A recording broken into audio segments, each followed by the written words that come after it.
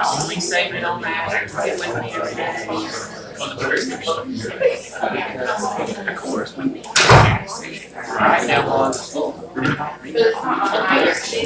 like we're 15-year-olds just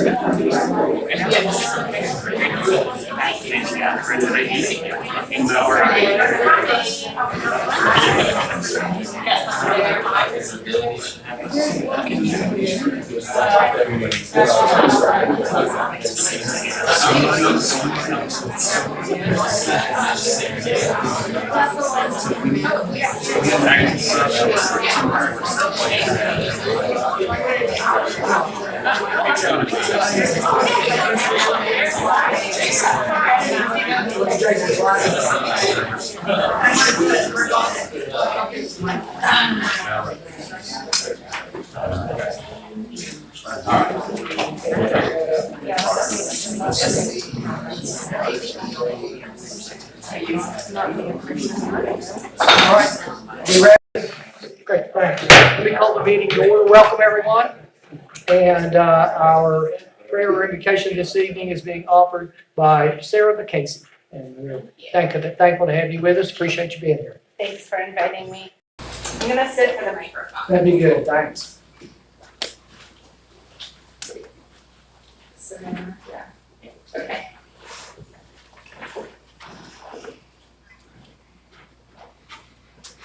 Thank you for inviting me. Let's open this meeting in the Buddhist tradition by invoking the four abodes. May our actions of body, speech, and mind carry with them the intention for all beings to be free of suffering and the causes of suffering. May all the residents of Black Mountain, of North Carolina, and of all those we know and love be endowed with great loving kindness toward ourselves and others. May those gathered here today and all those we represent find room for great compassion toward all.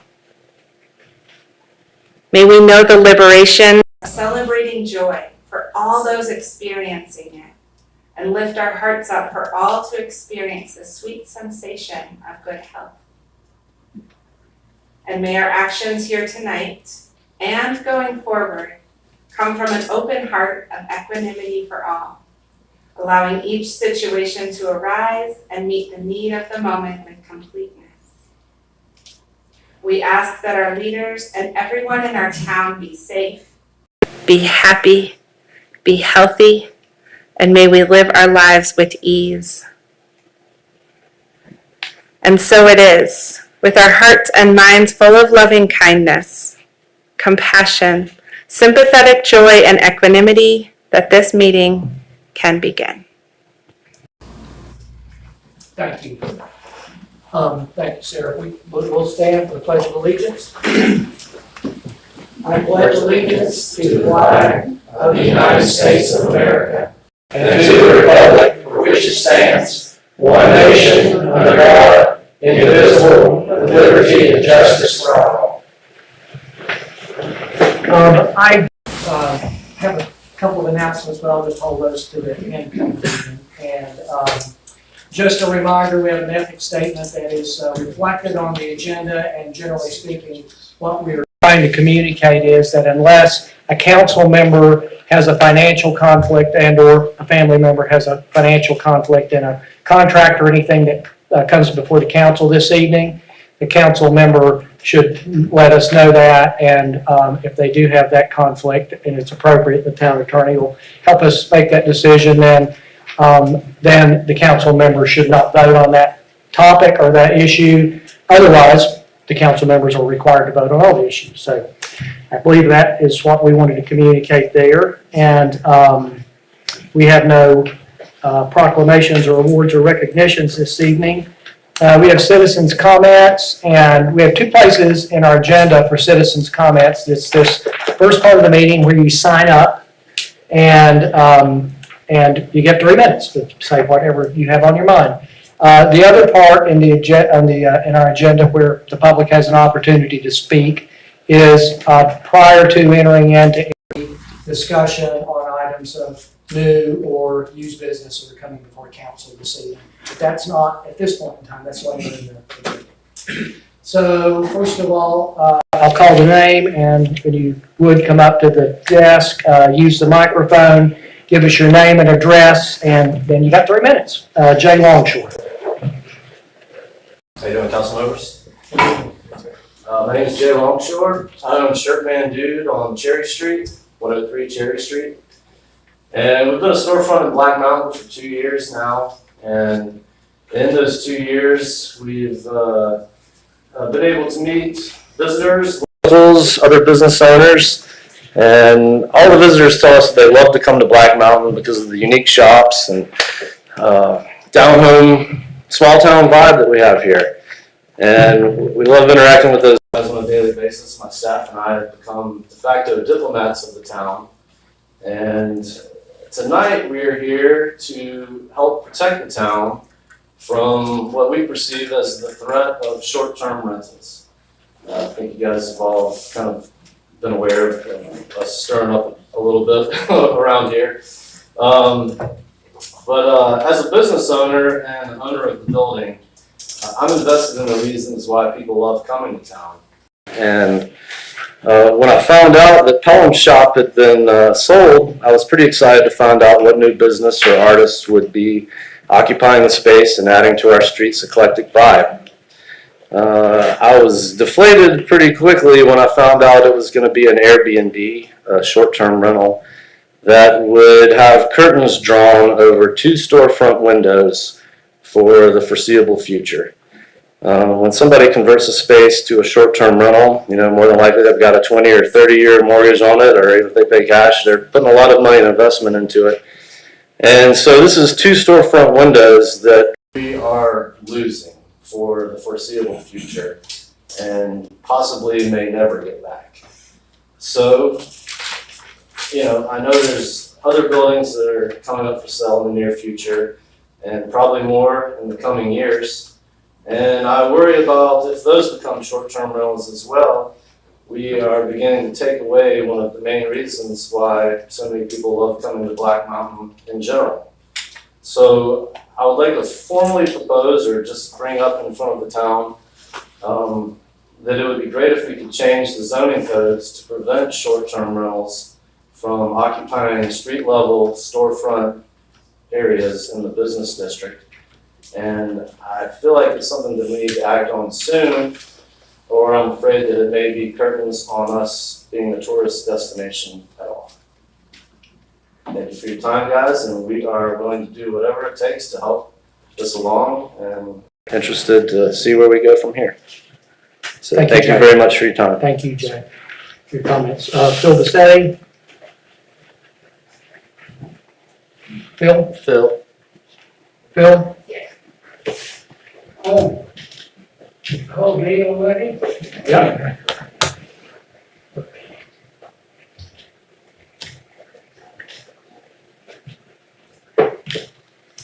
I'm Phil Sessi, 15 Highview Drive. I wish to ask the mayor to sign a proclamation, as we did about 4 years ago, for the International Day of Peace coming up September 21st. I'd also like a town councilman to be my champion, like Carlos was back then, as we meet at Town Square at lunchtime during the International Day of Peace. I also have another matter, and that is garbage pickup. We have a tremendous problem of recyclables coming only every other week, whereas we'd get better compliance if we had them come every week. We, as a household, do more in recycles than we do in garbage. So I'd like my neighbors to join me in wishing that we could have recycles as often as garbage, so we wouldn't be confused. Thank you. Thank you, Bill. Sarah, B.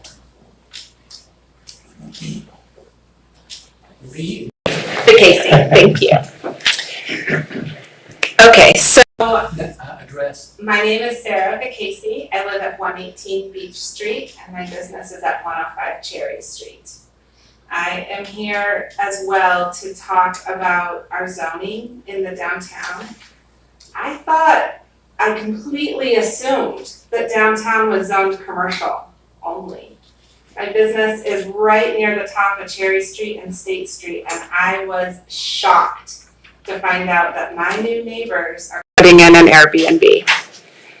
I like them a lot, and I am not here to pick a bone with them. I'm also profoundly delighted that that property is getting cleaned up. Pelham's Time Shop has been empty now for 7 years. It smells really bad. It's moldy, there's asbestos. Our buildings downtown, when they're unoccupied that long, fall apart. And so I'm here because in part I don't understand the process, if this is the right process, to say, please, what do we have to do to make sure the downtown first floor is zoned, business street level is zoned only commercial? And what do we have to do to also encourage occupancy? I know so many people that want to have a retail space in downtown. They come into my shop all the time because I'm the new kid on the block. I have a pottery store. It opened on Holly Jolly. People always, they want to have vintage clothes. They want to have photographs. They want to have honey next to me. I was like, yeah, call the person. Well, it's going to be an Airbnb, so that's 2 stores down. We also have all these other empty spaces. Like Pelham's was empty 7 years. So that's my hope. In part to understand the navigation. Like, are y'all the right people to talk to? The Historical Commission, are they the right ones to talk to? Maybe we need a downtown meeting for all of us to understand how that process works. We have neighbors, I have many neighbors renting on 2nd story on Cherry Street. It's great. It adds to commerce. It's delightful. But on the street level, I'm on the board of the old depot. What if we rented out the caboose on the train station? We'd definitely make more money. and our town would definitely lose out. So thank you for hearing me, and any elucidation as to where or how to go forward, I welcome. I know we all do. Sir, if I could, you can sit down, it's fine. I just wanted to mention that I think it would be fruitful for all the merchants who are interested in downtown to schedule a meeting with the town manager and the town planning director, and they can make sure everybody has the lay of the land, how it works, where we are, and how things move forward. Eventually, it will be council that makes those decisions, but they're not made in a retroactive fashion. And so it's still the best. I think the best way to start, Josh, if you reach out to Josh when you get your group together and schedule a meeting here, the town council, we can ask council. If we do that, it needs to be a special called meeting. Then we would do one morning or whatever. And you can work with Josh on that to see just what you all would like to do. If you want it to be a public meeting, council, my guess is fine doing that. We just need to find the time to do it. Sound good? Sounds great. Great, thank you. All right, thank you, Sarah. Kara, yes. Hello, my name is Kara Seals. I live at 33 Ridge Avenue in Asheville. I am currently an employee of Shirtman Dude, located at 103 Cherry Street. I wanted to just sort of reiterate some of my thoughts in regards to the zoning. I am an artist. I have a master's degree in fine arts. So I'm here more so as an advocate for the arts. And moving to this location, I was pleased to end up in such a beautiful community that is so rich in folk art and crafts. So much so, this being a certified entrepreneurial community. My mentor in college, spoke very highly of this area. So being able to have the privilege of being an artist in this area and kind of seeing how a lot of the people my age are becoming displaced due to short-term rentals. I was quite alarmed when I found out that, a space that could be better utilized for something that advocated for the community, like the arts or music program, Sarah with her pottery, or, another soap company, anything. I think that it's sort of a missed opportunity, especially because it is something that is store level. And, I hear customers all day speak very highly of this area and how, they come here every year for vacation. And I think when we start to take away some of those things that make this such a quaint and beautiful place for people to want to come visit, and especially partake in the rich artistic community here, I think it really detracts a lot of opportunities before we're even able to have them. And as a young artist in this community, it's a lot harder. It's very hard. I got the question a lot, well, what are you going to do with an art degree? Well, I'm out here doing it. And I'm trying to make ends meet, just like everybody else. And I think that with short-term rentals, I would really hope that a consideration for a commercial space on store level would be something that would be thought about, just so that someone like me could have the opportunity maybe one day to open up a store in that space, not just kind of landlock it in a place that is completely unobtainable, just for people to come and stay. And I don't really foresee a lot of people wanting to come and stay if there's nothing here for them to do. So I just wanted to thank you all for hearing me, and I hope you guys have a great night. Thank you, Carol. Holly Saunders. Holly or Hallie? Hallie, Hallie Saunders. Hallie Saunders, 21 Daniel Lane, longtime resident of Black Mountain, over 25 years. Had the privilege of being a business owner, apple a day back in 2008, 2010. I've raised 3 children here. Great community. I'm a grandmother of 2 children. And I'm here because I'm very upset and I'm very grieved and my heart's broken. Because when someone refers to me as a scumbag, a person who is regarded as despicable, or a condom, one that has been used, I take great offense. I have lost babies prematurely. And Pam King, can you please explain this to me? This breaks my heart. And on your news feed, Spurgeon King referred to people that love life, that love our freedom. Why are we being persecuted? Why is it a hate crime to love babies? This hurts, Pam. Why? Your mother chose life for you. I don't understand. I don't understand the world we're living in anymore. I don't have to leave Buncombe County. This is my home. Can someone please help me understand? Why are we hated on for loving life, for loving people, for loving children? Children are being exposed now at the Bush farmhouse, encouraged to tip these drag queens. It's exploitation of children, it's grooming of children, and it's not okay. Would you please explain this to me, Mrs. King? Please explain this to me, Mrs. King. And some of you might think it's funny. It's not funny. There's nothing funny about this. Why are you smirking at me? Do you have an answer for me? Because women should have a choice. I would like a response from Mrs. King before I get up and leave. Mrs. King does not need, it's public comment, she does not need to. Well, then maybe I'll speak with you privately then. Would you do that for me? You are a paid position. My tax dollars are paying for you all to sit here. Wrong. Wrong. Put that on the record. Thank you. And I won't stop. I won't stop fighting for life. Goodbye.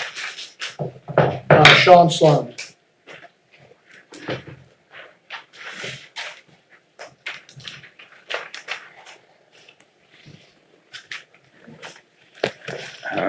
Just take a second to let that emotion pass before I go on. I'm Sean Sloan, and I'm live at 115 3rd Street in Black Mountain. I want to make a comment. Well, I was talking to a neighbor when we learned what the intersection at Blue Ridge Road was going to be. And she said, oh yeah, they'll probably have to take all those trees out that run next to the entrance to Veterans Park. And I said, oh, that's really going to increase the noise pollution. So I didn't do anything. And then I was driving to the beach around Charlotte, and they're, of course, expanding their roadways or interstates. And for miles and miles, there are these cement or, masonry walls that are protecting the neighborhoods from sound and I suppose pollution as well, and visual pollution. And I thought, well, I wonder if that's been considered or discussed for our park, because it's bad enough to have the interstate bisect our park, and it impacts it a lot now. But if that soundproofing of the trees and the expansion of the roadway occurs, then it's going to be that much worse. And I was worried about that. So, and then I looked at the plat, the approved plan, and the plan goes all the way from Blue Ridge Road all the way to Swannanoa River, and its span is up to the pedestrian bridge across the river and to the tee on in the Frisbee golf course.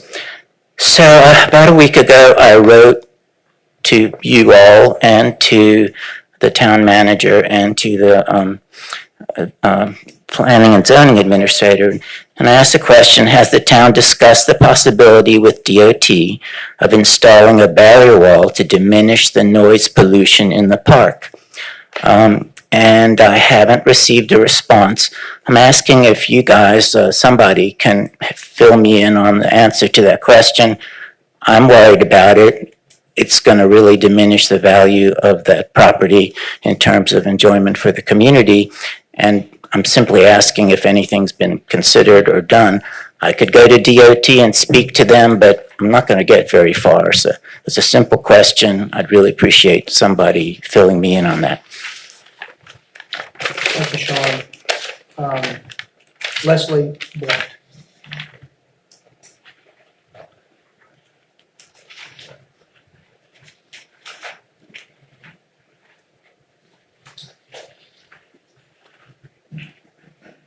Good evening. My name is Leslie Blount. I live at 200 McCoy Cove Road, and I just recently bought the house a little over a year ago, and I now have the opportunity to come here for 5-6 months and be in your lovely town. So I wanted to thank everybody for letting people like myself come in. I will try to be a resident and not an opportunist like I see a lot of people do where I come from. But at any rate, so in getting to know my neighborhood, the Curly Heights area, it's such a lovely little place, and I've been walking around. I've met a couple people, and I've spoken to a couple people. I asked, like, when I met the Curly Heights Church, and I kind of look over and I see like this dirt road, and I'm trying to get used to the alleyways in the neighborhood, but I see like 2 or 3 campers that are parked back there. And so I wonder, are people living back there? I ask because I'm a mature woman that lives by themselves and in a new community. So I've heard little things from neighbors that have lived there for years on other streets that maybe something's going on back there. And again, I'm just a new person, so I don't know. But I wonder for my safety, whether there's maybe somehow I could look into people that live in the neighborhood that don't live in houses, or I only ask because I've just heard little things about activity, and I'm not one to say because this is just new knowledge to me, but maybe I could schedule an appointment and maybe somebody could tell me about how the neighborhoods work. And because I love your little town, thank you. You could do that with the town manager. Oh, Just call in and make an appointment. okay, wonderful. Thank you very much. Thank you. Thank you, Leslie. Thank- Welcome to Black Mountain. Thank you. I love your town. I love it. So before we move on to the agenda, I have a few items that I'll see if you'd like to add to the agenda. One is a discussion, and I think it will be relatively brief. Not really looking for a decision this evening, if that's your call. To discuss the request to close a parking space by one of our merchants.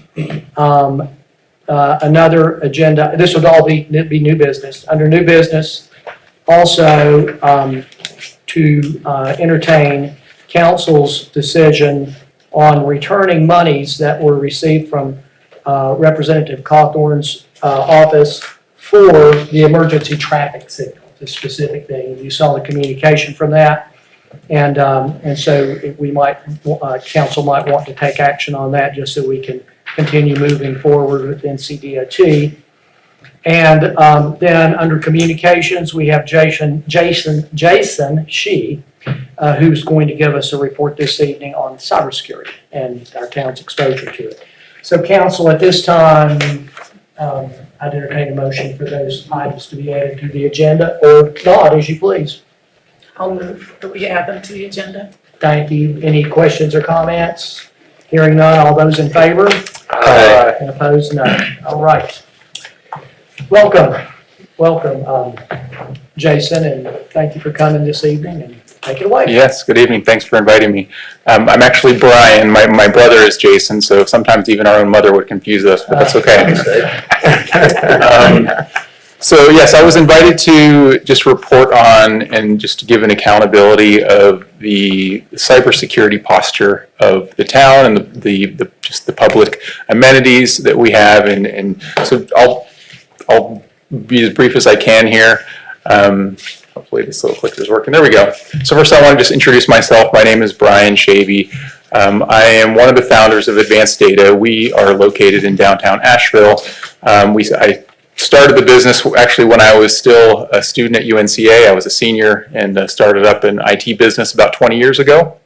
And have just grown the business since then. So I live in East Asheville, and my wife and I do frequent the restaurants here in Black Mountain because it's just a lot less crowded than going downtown. So we absolutely appreciate Black Mountain. So I want to introduce what the three pillars of security are. And so we have confidentiality, integrity, and availability. So confidentiality is the idea that data should be kept safe, that it's either encrypted or kept behind passwords or something like that, just to keep it away from who shouldn't have it. Integrity really just means that the data can be trusted. It's a source of truth. It's not been altered or peddled with in any way. And then availability, that it's there when you need it. And so those are the three things that we keep in mind when we think about the data assets of the town. And there are three different types of controls for those three. One is administrative, so we have security policies and things like that determine how data is used, where it can be transmitted, who can see it. We have technical controls. We have things like firewalls and things like that to keep things locked down, and then there are also physical controls to prevent someone from physically getting access to those things. So the three things that are really the largest threats to municipalities are ransomware, phishing, and personal information. And so ransomware, we'll talk a little bit more about this because this is absolutely the biggest threat that we face. But the idea is that someone will either exfiltrate data off of the network from servers, or they will encrypt the data so that it's no longer accessible. And when they do that, then they say, well, if you pay us so much amount, then we will give you the key to decrypt it, or we will delete it off of our servers that we've downloaded it to. And so that's ransomware. Phishing is the idea that emails will get sent out and they'll try to trick people into clicking things and revealing their credentials. And then personal information leak is somebody actually exfiltrating data about residents off of servers and then making that publicly available when it shouldn't be. So the NCDIT has kept track of the public sector and municipalities that have dealt with ransomware events. And we can see that over the last 6 years, it's trending upward. And so it's absolutely something that we're very concerned about and we're fighting against. There was legislation just about 3 months ago that North Carolina became the very first state to prohibit any agency from paying a ransom. And the idea here is that it would thwart those that would attempt to prey on the municipalities and the other public data that we have in the state. And a couple other states have since followed suit since this has happened. And so this is something that we just need to be aware of, that it's now, we can't pay out data, or we can't pay out if there was a ransom demanded for data. So I just want to talk about how we help. First, I want to highlight our people. We have a great team of about 33 or 34 techs here in the area. And a few of them, you might recognize their faces. I have Michael with me today, who spends a lot of time with you. Also, Josh Sedman and Mark, and there's a few others. But first, I just wanted to highlight that we have a great team that is maintaining the systems that we have here. I want to go into the tools as well. First, we have an email filter, and I just wanted to highlight some statistics. So 41% of the email that is delivered to the town is actually considered clean and is delivered. So 59% of it never gets to the inbox because it's blocked, because it's deemed a threat in some way, whether it's just spam or otherwise. I want to highlight that a few things that we've done recently. One, we upgraded all of the systems from what was called antivirus or AV to a new type of protection called EDR, Endpoint Detection and Response. It's a better protection. It's more advanced. It uses machine learning and AI to detect threats. And just wanted to report that within the last 3 months, we've detected 21 threat groups that were investigated, and 10 of which were malware and 1 was a Trojan. And so these are there's evidence that we've caught things in the network. And I also want to just maybe dispel a myth that's out there that typically when you see in media, when you think about hacking, you think of somebody with a dark hood in a dark room in a basement, maybe hacking away. And really that's not accurate. The way that hacking is done today is it's all automated. It's no different than somebody knocking on every door down the street or lifting the door handle until they find one that's open. It's rarely ever targeted. It's really just, let's see what we can find that's out there. Next, I want to talk about backups. So that's a big part of protecting against ransomware, is we have to have the data off-site. It needs to be done every night. And so we do have dedicated resources they're monitoring that for the town. Last is, actually second from last, network security. So recently we deployed new firewalls at all of the town facilities. And these firewalls have a subscription, and they're kind of like antivirus. They're watching for what countries are we talking to, what sorts of applications are we talking to. They're really just inspecting everything that goes through the network. And then the last one is our standards. So we've created a list of about 350 standards for IT and cybersecurity. And so we go through and we do kind of a gap analysis is really what we do, where we have a list of questions and we just do an audit and we say, are we doing this? Yes or no? Are we doing this? Yes or no? And so we can see here that we have about 20% of our long list of questions that we asked are no. And out of that 20%, there are 3.4% that are urgent and 6.2% that are high. The remainder of those are normal and low. So we work on those regularly, and that's one of the tasks that Michael has, is to ensure that that number keeps creeping up, that over time we're going to have less and less no's and more yeses. And then lastly, what can be improved? And so we have a couple suggestions here. First is end user training and testing should be done. And so the idea here is that we're protecting the perimeter, but a lot of times there can be things done on the inside. In other words, I'll just say, shoot yourself in the foot kind of activities where somebody might make a simple mistake that could have big consequences. And so end user training would be an important thing to do. Also, penetration testing is another kind of add-on that we could investigate. Also, just continue to revise the security policies that we have in place. And so, again, Michael will be the one to help us with that. And then lastly, to remediate the urgent and the high standards this year. So that small percentage that were critical and high, we want to try to get those knocked out by the end of this year so that they're now a yes going into the next year. So that's all of my report. If there's any questions, I'll be happy to take them, but that's all I have. Thank you, it's very helpful. It's a very serious topic, and I appreciate you coming. And I'm curious about our iPhones and some of our I know public service, and I think probably every department has something going on with their phones. And so, are they encrypted? They are. If they have access to town email, then a policy is then pushed when we enter that in, and the policy states that if the device was lost or stolen, then we can actually remotely track it and wipe the device. Yeah. And so that way it would just become a brick to whoever had it in their possession. Great, thanks. Absolutely. Council, any questions for Brian? Thank you, Brian. Thank you. Appreciate you coming out this evening. I appreciate your work. It's very important. Okay, so we are on to the consent agenda, Josh. All right, your consent agenda this evening consists of 2 items. Option A being the adoption of minutes, the June 13th, 2022 regular session, June 13th, 2022 closed session, June 9th, 2022 agenda meeting, June 9th, 2022 budget meeting, and June 2nd, 2022 budget meeting. Item B is a resolution authorizing the conveyance of obsolete property to Ukraine. And this would be a resolution authorizing us to convey our obsolete ballistic vests to the country of Ukraine. And that'll be your consent agenda. Any questions or comments for Josh on the consent agenda? Hearing none, I'd entertain a motion to approve the consent agenda. So moved. Thank you. All those in favor, aye. Aye. Opposed, no. We have an opportunity for citizen comments on the topics for unfinished business, which is a lease proposal, library and Buncombe Library Building in Buncombe County, and the Montessori school lease.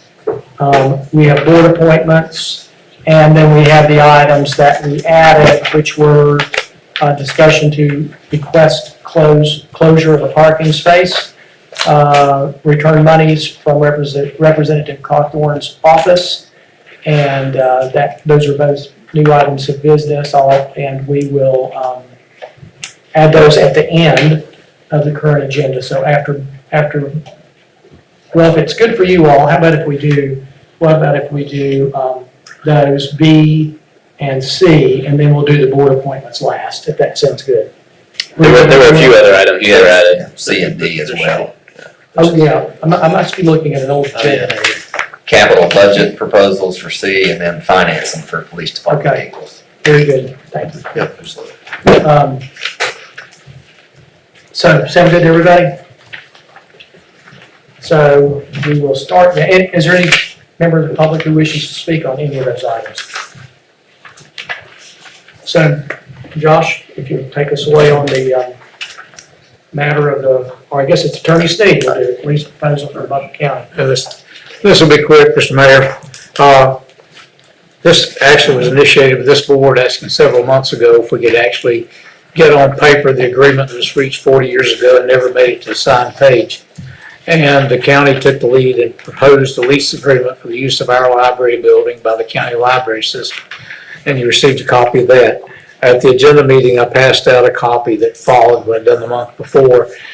Our library building, the lease read as if the building was nothing but library and the grounds that served it served nothing but the library.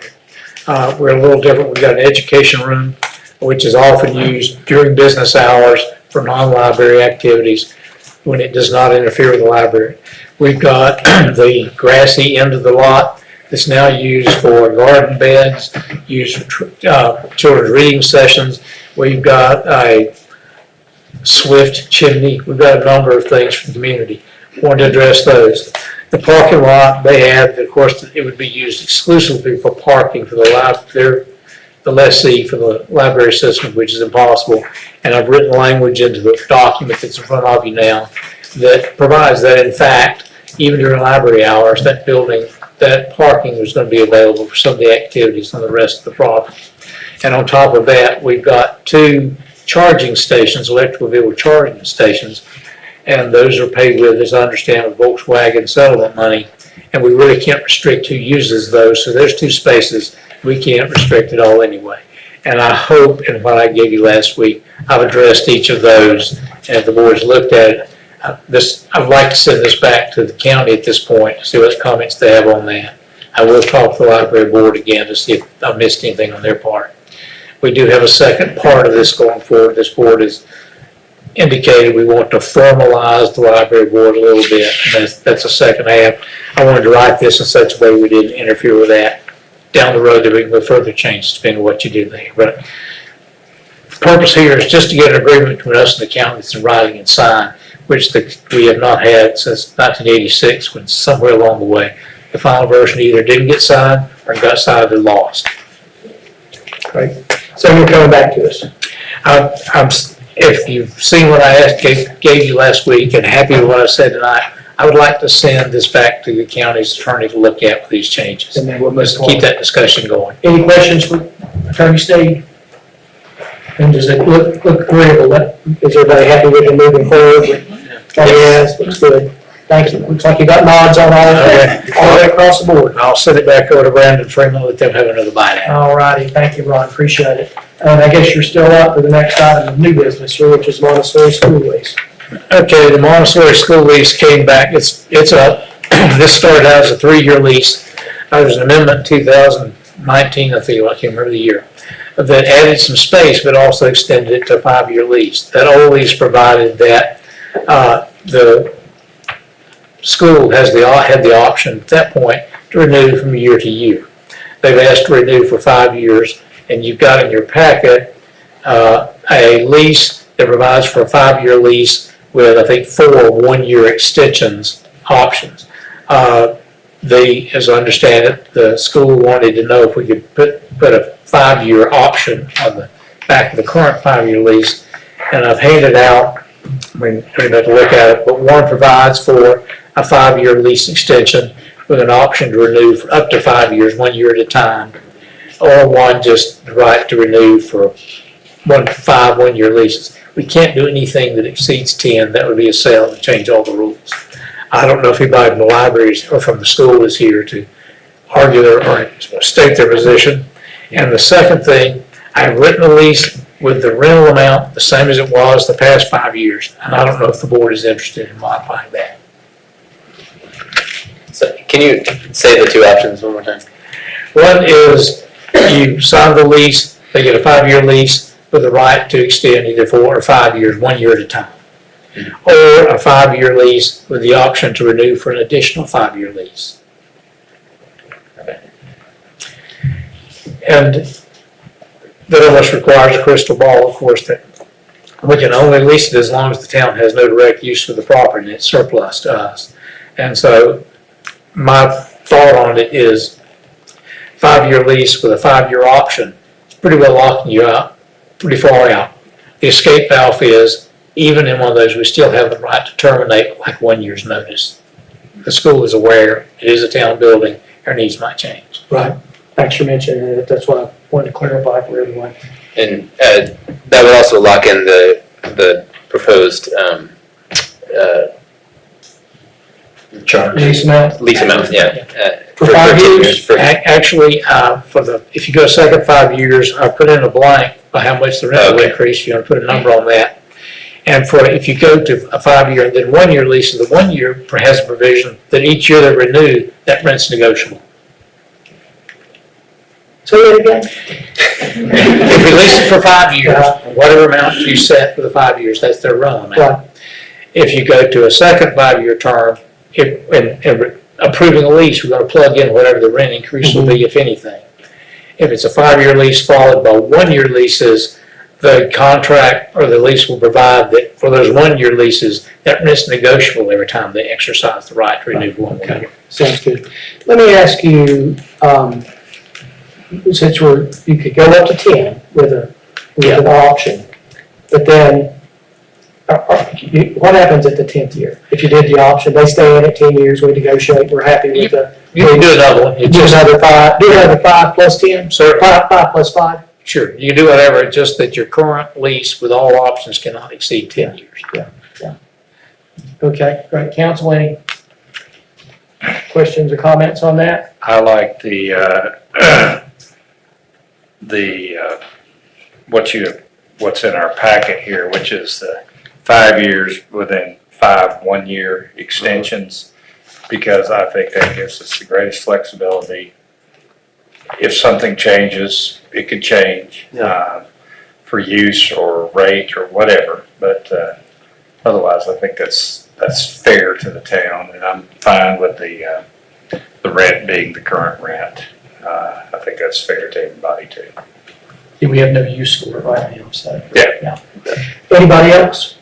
Thank you, Bill. Josh, do you foresee any major upkeep or anything that would be very expensive that we would need to anticipate for the next 5? Not to my knowledge, we are gonna be doing the solar panel project on the roof, hopefully any day.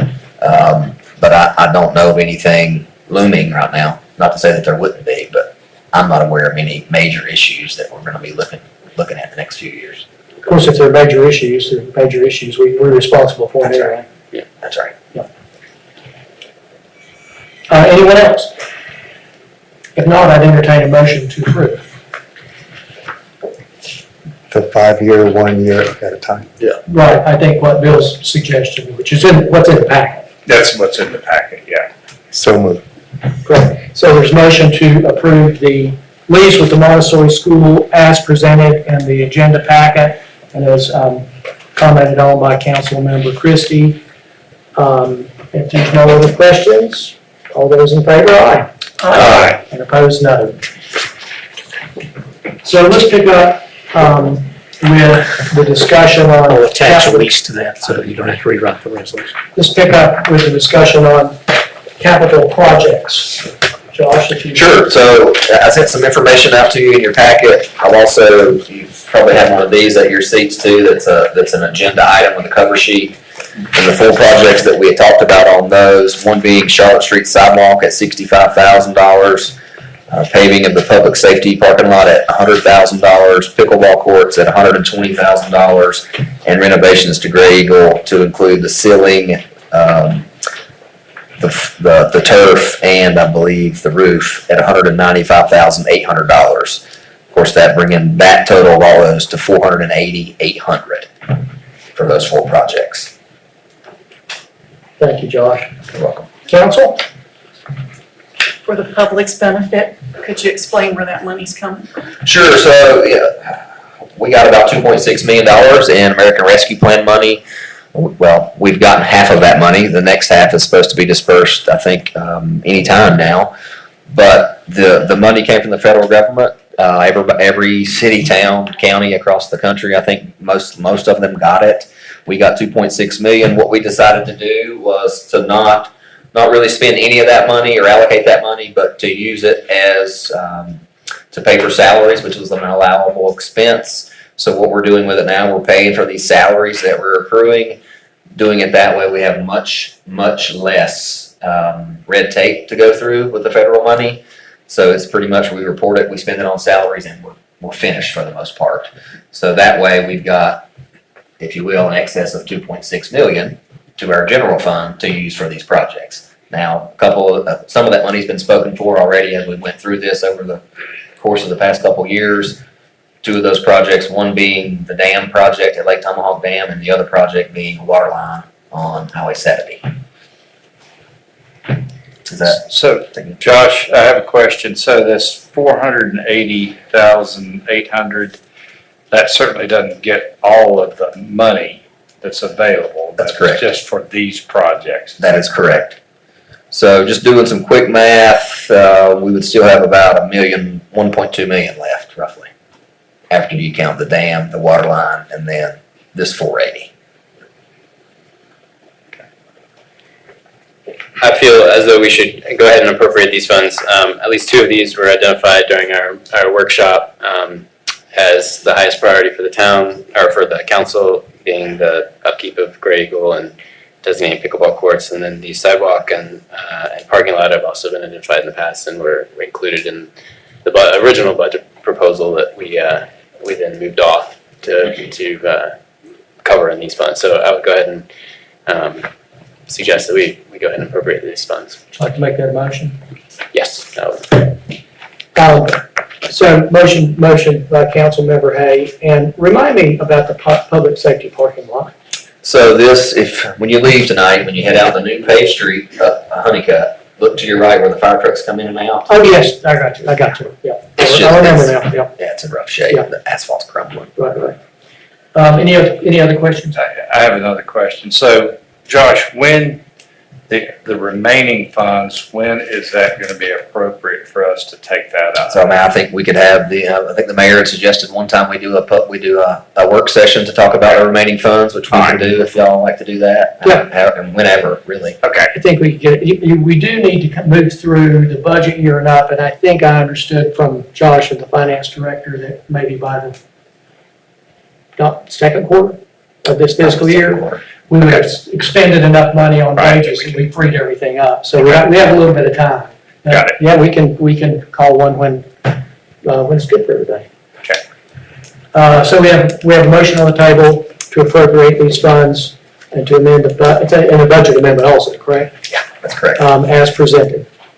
And if there's no other questions, all those in favor, aye. Aye. And opposed, no. The next item for discussion is, as council knows, the town has received a request, the town manager has, to close a parking space in the town parking lot off of Broadway. Am I saying that correctly? That is correct. And it's a parking space that affronts the business owned by John Richardson, the Ale House. That's correct. And so John has requested that parking space be closed. And I just offer some comments to council before, for discussion, that I think at this meeting, it may be, of course, discuss it, and you'll do whatever you think is best. But at this meeting, to perhaps charge town attorney and town manager to tell us what that looks like, because we could well have someone else come and ask us to close a parking space. And also, what does it look like? We can't give the property away. We can't sell it. And so there's just some complexities with doing that the town manager, town attorney can work through. Maybe we'll put it on the agenda for next month, if that sounds agreeable to everybody. That's fine with me. I would be happy to make that motion that we task both town manager and town attorney with presenting that option to us and putting it on as a regular item in our next monthly meeting. Yeah, there's just a lot of moving parts to it that I think we need some direction on. So, motion by Councilmember Stone, and if there's any discussion, hearing none, all those in favor of his motion, aye. Aye. Opposed, no. Thank you, Ryan. And so on to the funds that received from Representative Cawthorn's office, Josh. Sure. So if you recall, there was a mad dash months ago for some appropriation money, and we put in a couple projects, not really thinking about it. We signed a contract with NCDOT to do our emergency signal work for us on Montreat Road to help with the fire trucks coming and going when there's an emergency. And we got funding for that. We signed that contract with DOT in November. We got the funding from Representative Cawthorn's office in April of this year. And not really just being ignorant about the subject, to be honest. I got a call from DOT, and essentially If we get federal funds, then they cannot do the design for us, and we pretty much have to start over from square one, meaning that we need to go through all the federal hoops and all the red tape again, that we all love so much. So I sent an email to everybody suggesting that we just return that money and use the money that, actually, we've already paid DOT to do this work for us. So that was my suggestion, and it seemed like it would be good to have council vote on that and get it in the minutes somewhere. That's right. Questions for Josh on that? It's 50, is it 50? 30,000. 30. How much? 30. 30,000. And how much are we paying DOT for? That was what we were awarded. We were awarded 30,000. We paid DOT right over $20,000, and we'll have to take care of a little bit of work on the inside, but that's the majority of it is the outside work. And it was in the budget last year. It was in the budget last year. That's right. Yeah. It's just you're back to not getting the light for 5 years, probably. Absolutely. So, Oh, wow. yeah. So anyway, all right. So I'd entertain a motion that the town return the funds awarded from Congressman Cawthorn's office with gratitude, but clearly expressing that in order to use them, it sets us behind in our project, and it's more efficient for the town not to utilize those funds and to thank him for them. So, motion to that extent. So moved. Thank you. All those in favor? Aye. And opposed, no. Point of clarification, those funds didn't come from his office. To be honest with you. They came from some funding source. Oh, yeah, from they the came federal from government. They came from the federal government, and to be honest, we haven't taken ownership of the funds at this point either. Do I have anything left in new business? You Except do, for yeah, the financing for police cars and body cameras. Go for it. So this is something that we did budget for in the budget we adopted a couple weeks ago. And what you have in front of you is a proposal for 2 terms, one being a 4-year term and one being a 5-year term. The 4-year term comes with a little cheaper interest rate at 2.99%. That annual payment is $156,000 for 4 years. And then the 5-year term is an interest rate of 3.02, and that payment is $127,000 for 5 years. Staff would recommend us going with a 4-year term. I know it's a little bit more expensive on the yearly payments, but I think that sets us up for where we want to go in the future with more financing for cars later. Questions for Josh on that? So Josh, just to repeat for the purposes of a motion, your recommendation. Sure, the 4-year term being at 2.99% at an annual debt payment of $156,000. This would be for 5 police cars as well as body and in-car cameras, both. Okay, council, any questions for Josh on that? Hearing none, all those in favor of the financing proposal for cars and body cameras as presented, please. I need a motion, don't I? Yeah. Would somebody like to make a motion? So We'll vote on it. Yes. All right, thank you. Any questions? Hearing none, all those in favor? Aye. Aye. Opposed, no. Mr. Mayor, can I ask a question? Yeah. And I'm out of order, I know it, so just bear with me, but I've been mulling over the short-term rental question, and I'm wondering, I love the idea of having all the merchants meet with Josh to get clarity around the process, but I'm wondering, to expedite things, is it possible that we could ask the planning board to research this a little bit, send it to the planning board tonight? You council can do, I mean, that's well within your authority if that's what you'd like to do, and I think that's kind of what we'd end up doing. Right, I'm just saying, if we These did folks it, wanted some more immediate information, that's the thing. they need information and they should get it, but I was just thinking if we went ahead and sent it to the planning board tonight, it might save some You time. can. How about we do that at the end, before we adjourn? Great, And that way thank you you, can just move it up in the comment section, but thank you. just depending on what council wants to do, that's fine, and my guess is that would be fine. Be my guess. So we are now done except for board appointments? That's correct. That's right. All right. So on the board appointments, and I'm going to ask Savannah to remind council and the public about our process. So just a quick reminder about our process. You should all have ballots in front of you for those boards which we received more applications than available spaces. Otherwise, you do not have a ballot. Also, one change that I wanted to point out really quickly is that Active Mobility Commission has actually had a resignation since this agenda packet was printed.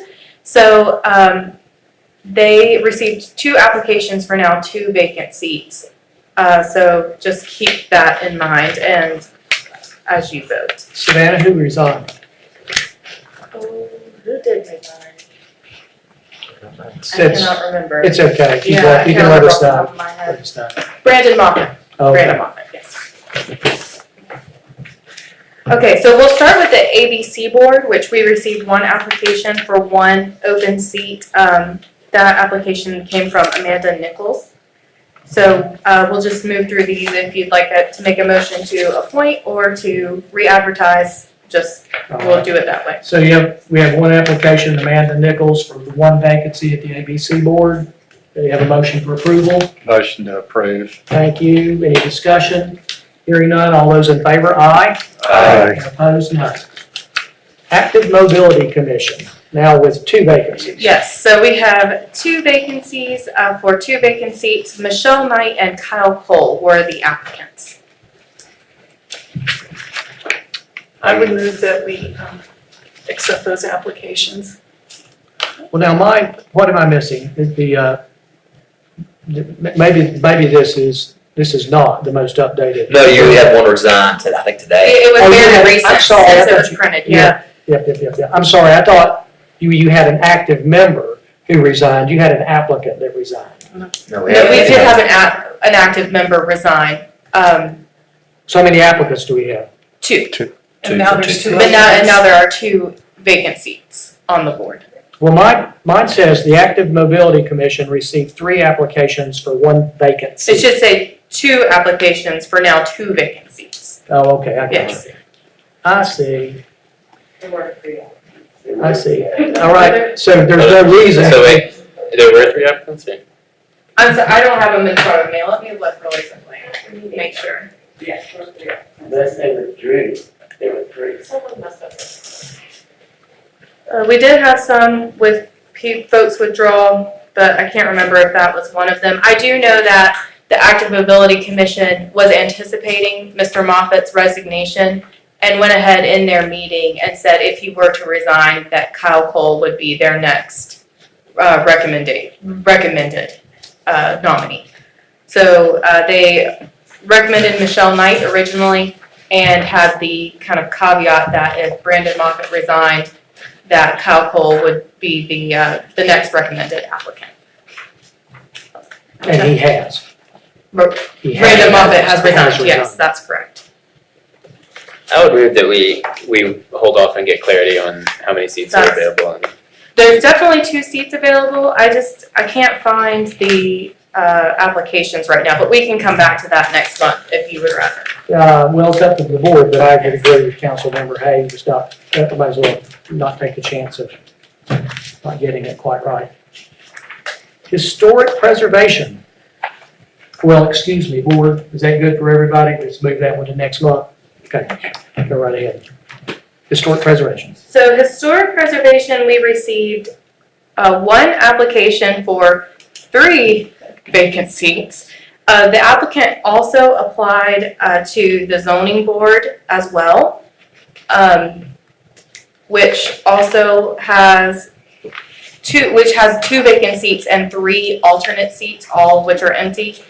However, the Historic Preservation Commission will lose quorum if we do not get someone appointed. So just keep that in mind. We can re-advertise that and appoint him to zoning board, or we can put him on historic.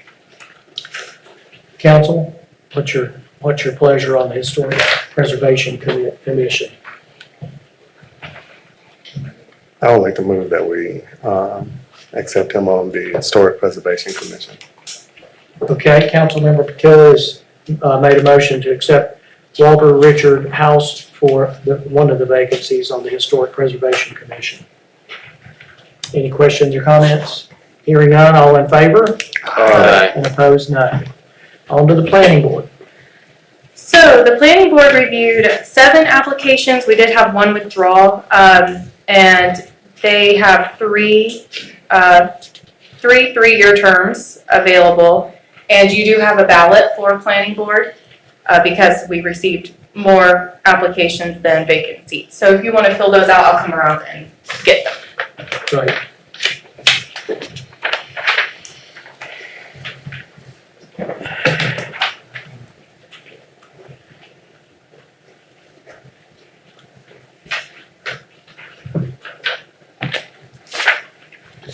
Good smell.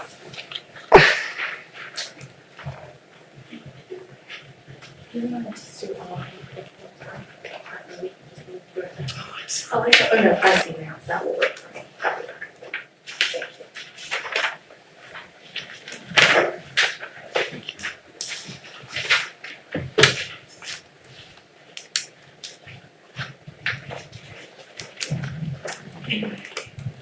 So for the first nominee, Councilmember Patiller would like to nominate Chris Collins. Vice Mayor Stone also nominated Chris Collins. Councilmember King nominated Chris Collins. Councilmember Hay nominated Chris Collins, and Councilmember Christie nominated Chris Collins for the first vacant seat.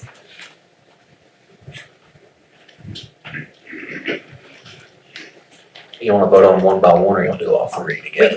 Yeah, let's just do all three. If that's agreeable to everybody. That's weird. Okay.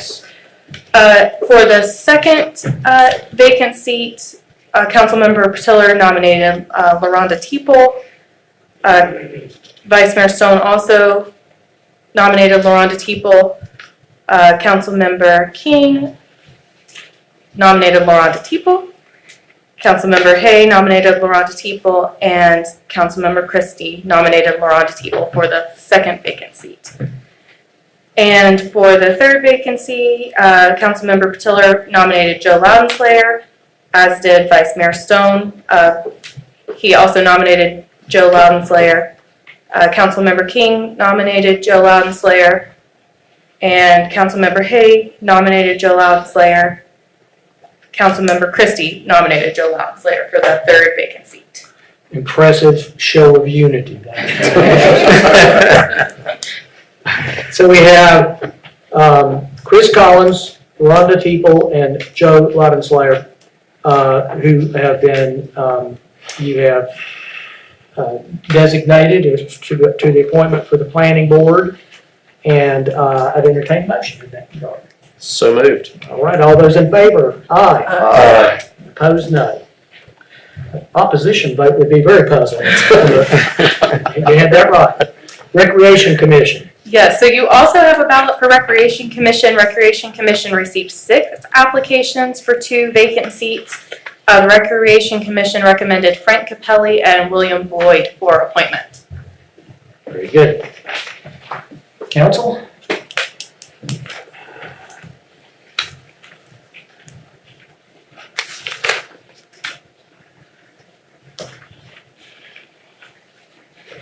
Is that a misprint? Okay, so it's really recognition.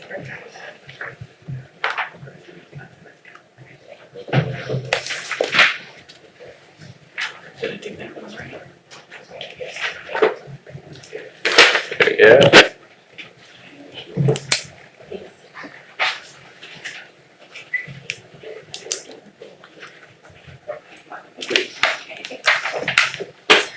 Councilmember Patiller nominated Frank Capelli and William Boyd. Councilmember Hay nominated Frank Capelli and Alice Berry. Councilmember King nominated Frank Capelli and William Boyd. Vice Mayor Stone nominated, Frank Capelli? Mhm. Yes, and William Boyd. And Councilmember Christie nominated Frank Capelli and William Boyd. Very good. Thank you, council. Entertain a motion. So moved. That we nominate Frank Capelli, William Boyd. Thank you. Any questions or comments? Hearing none. All in favor? Aye. Aye. Opposed? None. No. Zoning Board of Adjustment. Okay. So on ZBA, we have 2 3-year terms that are available and 3 alternate seats. So we received 3 applications. We already appointed Walter House to Historic, so he would no longer be considered for zoning board. So we have the applicants remaining would be Ben Cooper and Andy Homrish for the 2 vacancies. And then we'll re-advertise for those 3 alternate positions. Very good. So, council, we have two applicants for 2 vacancies. And, before I entertain a motion, just ask if anyone has any comments or questions, have any discussion. All right, well, hearing none then, I'd entertain a motion. Make a motion that we approve Ben Cooper, Andy Homrich, to the zoning board of adjustment For those 2 vacant seats. for the 2 vacant seats. Thank you, Councilmember. All right, any questions or comments? Hearing none, all those in favor, aye. Aye. And opposed, no. Okay, so we're getting, by the way, I caught up with you on the agenda. I finally turned my page over. I was looking for the additions at the beginning. Mayor, Please. excuse me, Mayor, I was able to identify the 3rd applicant, Kevin Bates, for, Thank you. So there were 3 applicants for active mobility, yes. And let me pull up, I know on their cover sheet in your packets, I believe, it should be there. So, it says, there's 1 current commission member who may resign, which has happened, and if so, the Active Mobility Commission voted 4-0 to recommend Kyle Cole to serve the remainder of that term. So their recommendations were Michelle Knight and Kyle Cole, but I do not have a ballot for you. So we can either wait until next month to handle that, or however you want to move forward. I'd like to just move it to next month because we already voted to do that. Okay. I'd like to just comment on how amazing, we had so many good applicants, and it's just a wonderful thing to see the community so interested in serving like that. Absolutely. I want all the applicants to know how much, how great that is, that they're willing to serve and their service is appreciated, their applications are appreciated. Absolutely, absolutely. We are on to the public hearing. A public hearing to close a portion of unopened platted portion of Buckeye Street on the east end. And so, do I need to open the public meeting now? Or after Jessica's You presentation? can later give a brief Brief presentation. Go right ahead. Mr. Mayor, I suggest that this, when you get one where the town is a part of this transaction, that now more than ever, your planning director is probably testifying when she's giving her All right. information. I entertain a motion that we go into, I'll make that motion. public hearing. So moved. Any discussion? All those in favor? Aye. Aye. All right, so now we're in a public hearing. We're Be careful what you discussing, say. I'll be very careful, I'm representing you all. This is your application, and this is the last time we will talk about Buckeye Street for a long time. There is an unopened portion of this right-of-way. The town owns property on both sides. It's about 200 feet long and 42 feet wide. And closing that right-of-way will bring the property line to the center. The town will have the ability to use the balance of that property in whatever manner it chooses to use in the future in the park. And it's that simple. Okay, thank you.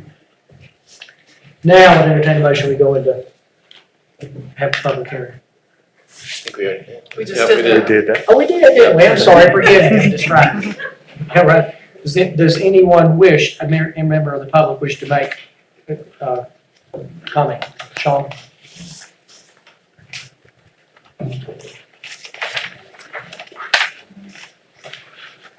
Sean Sloan, Black Mountain. I just wanted, was you consider closing this right away or abandoning it?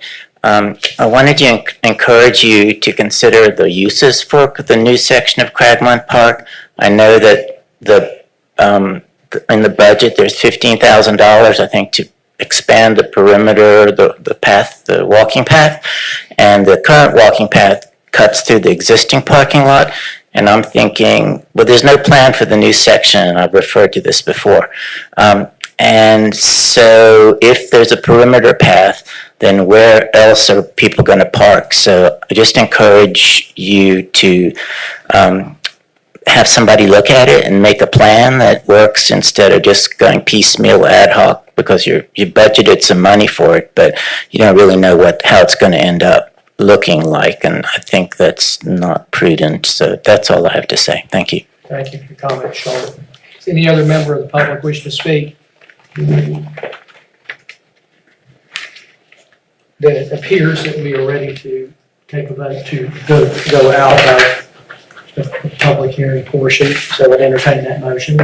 So moved. All right, thank you. All those in favor? Aye. Thank you. So, questions, comments, recommendations, motions? Seems to make a lot of sense. We're on both sides of the land. Yes. Open up a lot of opportunity for us to develop that, or not develop it, but use it for parks. So I would move that we close the unopened platted portion of Buckeye Street. Thank you, Councilmember Hay. So motion made. Is there any discussion, questions, comments? Hearing none, all in favor, aye. Aye. And opposed, no. Mr. Sneed, do you have anything for us this evening? I have nothing new, Your Honor. All right. That's a welcome thing sometimes. But don't worry, we'll catch up. The only thing I would like to say is join us for Park Rhythms Thursday night at Veterans Park this week. All right. Josh, would you mind to, maybe this will be one of the last times I have to ask this. Could you talk to us about where we are with the funding for the Greenway? Yeah, so we have money in hand from FEMA for the Greenway right now. We got a check a couple weeks ago, so I've met with a couple contractors. Met with one today out there on the Greenway team, so they're waiting on his bid. And then the golf course bridge should start, I think, next week or the week after. Excellent. Excellent. And then the unfortunately, the stream restoration on Veterans Park will be a little while. That one's gonna take longer. Thank you. Good question. I just have three quick things, just a call out. And I'm just gonna read this, most everybody's probably seen it, but it's worthy of the public knowing. The Black Mountain Greenways and Trails Committee, and that's a not-for-profit, has been awarded a grant by the Trails and Conservation Assistance. It's a National Park Service grant. And Black Mountain Greenways and Trail Committee grant partners include the town of Black Mountain, Sawmill Valley Chamber of Commerce, and Connect Buncombe. This is assistance from the National Park Service to help us think about our trails and greenways and connectivity, and it goes beyond, of course, the town of Black Mountain as well. They've got the county and the Fonta Flora Trail and all that in mind. So just a good call out to the Black Mountain Greenways and Trails Committee. It sort of mirrors on Councilmember King's comments. We're happy for folks to get organized and do what they can to better the town. And we want to do our best to work with everyone. Sometimes it's challenging because we're government and they're not. But it's what it is, and we appreciate that effort. Also, I think it was 3 Saturdays ago, I went on a garden tour with the Black Mountain Beautification Committee, garden walk, rather. And I think I had Savannah send you, which I thought was pretty incredible, the detail of the flowers and plantings in each garden area. And as we walked through, we did the downtown area, but we walked through, the person leading the walk, the names of the people who take care of that particular plot, and then talked about some of the stuff and how it was doing. And it's just, it's just encouraging to see how much these folks love the town and love what they're doing, and we certainly appreciate their work. And so I want to give a call out to both those groups. Council, want to start already? I'd just like to follow up with my inquiry to see if the council's interested in recommending the downtown short-term rental issue to the planning board. I think more specifically for myself, maybe to define it would be look at within the historic district street level residential use. That sound right? I guess I don't understand exactly what the process is, and do we have to have a recommendation from the council? I mean, I don't, why do we have to have a recommendation from council? If I can. Yes. So, typically these processes work. If someone wants to add language or take away language from our land use code, they typically submit that and they pay a fee for it. Or council can recommend changes to the land use code, or planning board can recommend changes to the land use code. So that's typically how it usually works. So I think in this case, so staff's not recommending this. We would prefer we see it from council or an applicant, if you will, that wanted to see this change in our land use code. And planning board could sure take it up, but I think if y'all are directing them to take it up, it may make it move a little quicker than normal.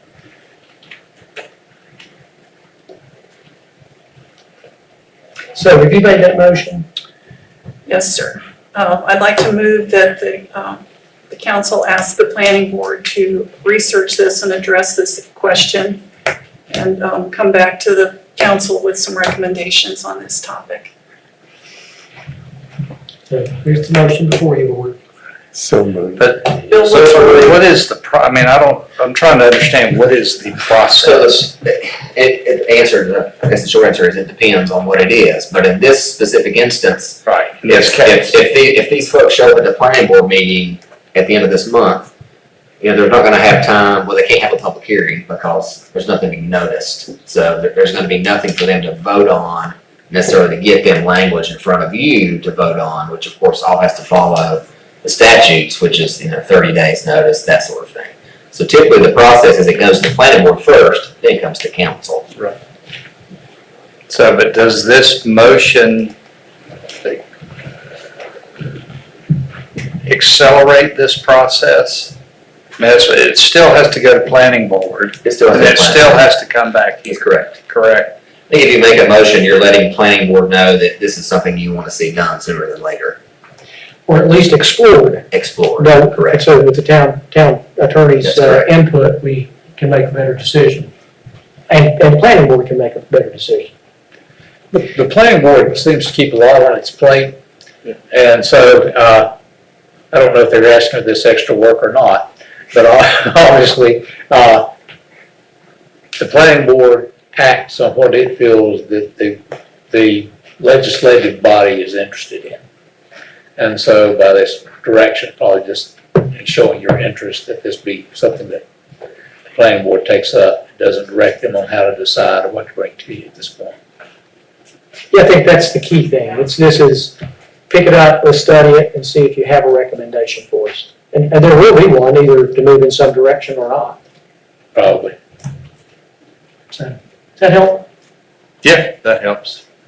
I mean, I think to be fair to everyone, because there may be people that are on the other side of the fence that want to see residential units on ground level. Sure. And, sorry, but, so are we going to have the plan, or if this motion should pass, are we going to have the planning board look specifically at Central Business District or the Historic District, or are we doing all? Well, that would be a Highway, highway board. As I've responded to a few emails in the past week, I have seen it in other places I have worked where in your central business district, residential is only allowed in upper story, and not allowed at street level. Yeah. Now, I'll tell you right now that most, if not all of our zoning, where is Jessica? Most, if not all of our zoning districts allow residential in there. Yeah. Currently. Right. So I don't know that we were trying to stop residential. It was just the ground level issue. That was. No, I'm just trying to figure out where it was going, because Doug Right. mentioned historic, and now I'm Right. confused as to what we're looking at. Right. Yeah, well, Did you get I mean, I may have misunderstood. I may have misunderstood what we're looking at as well. I think that if we're looking at short-term rentals in general across the town, like that's a much bigger discussion, I guess, and we want to accelerate now. And so I was trying to define it as within the central business. So okay, so now what we're. From my understanding from the folks that had emailed the council was the issue of residential on ground level. I mean, short-term rentals too, but But. in central business. In central business district. So Councilmember Kim, would you amend The it? motion was, and I might have even said it was, but I guess I wasn't clear, that it's the historic central business district that I'm talking about. So the motion is amended to refer only to central business district. And well, what, Yes. importantly. Yeah. Okay, so is that motion clear enough for everybody? Yes. And is there any, Steve, go ahead. Just some thoughts, thinking where the central business district is. Probably this is something the planning board look at, but you're gonna have in the central business district, you're gonna have a few isolated residential properties that run on the street. Right. Yeah. Right, Which they could stay. They'd be non-conforming, so they would just stay. that's right. Yeah. My concern with this is that it's a more complicated topic than one building. And it's also my concern when people have purchased property assuming one thing and then the rules change. Yeah. That bothers me. That's right. As a general policy going forward, sure, I think we should look at it. I get nervous when we make an action clearly this is for this particular thing. I will admit it, it's for Pelham's Time Well, if Shop. they've already made. We can't We affect can't that. stop We can't stop that. But I think if you can't stop that, I don't know why it's a rush. But, I mean, it's a topic that we need to discuss. I agree with that. I'm glad that came up though, because I tried to mention that earlier, that what's in place now doesn't impact people that already own the property. Right. It's the next transaction up the stream, isn't that right? Well, people already use the property for residential purposes, it won't affect. If I own a storefront now, just because I own it now doesn't mean I get to change it to residential later if you change the zone. Is that right? So it's not the ownership, it's what you're using. It's the use. Okay, that helped. So on the building in question, they are not currently using it. They bought it, but they're not currently using it for. But their intent, at this point, their intent is to be vacation rental, short-term rental. And whether it's in place or not, I don't know if you've got the ability to pull the rug once. It is the question if a permit has been pulled, is that the question? Yes. Thank you, planning director, confirm that. That's a nice. Would you come up? A permit is a nice black line that tells you where it cuts off. Do you have a permit? Yes, the project is active. Planning board can bring back to you a draft text amendment, is I think the word we're trying to pin down, for your consideration, that you can adopt as is, you can modify just like you have any other text amendment during your public hearing. The central business boundary does include single-family dwellings, which would need to be exempt. I don't think they would be non-conforming, or I think that they would be not included. But has a permit been pulled for Yes, this sir. project, so it really wouldn't apply to It this would project. not. Okay. Great, thanks for the clarification. All right, any other questions or comments? And good discussion, I think it's important all these things came out. So we have a motion that has been made to refer to the planning board the topic of residential use, ground level, and the central business district. There's something else in there I'm forgetting to specify. We're talking about historical district, but I don't know if the two perfectly coincide. The downtown business district. Central business, yeah. Downtown business district, I think, is probably. What is the downtown business district? Well, it's on the map. Yeah, we have that. Is that defined? It's defined on the Okay. zoning map. All right. Okay. So is that clear? And we have a motion. Is there any other discussion or questions? And they've all been good ones. All right, hearing none, all in favor, aye? Aye. Opposed, no. No. Okay, one no. Vice Mayor Stone, anything? Nope. Councilmember Patillo? No. Councilmember Hay? Not for me. Councilmember Christie? No. Thank you.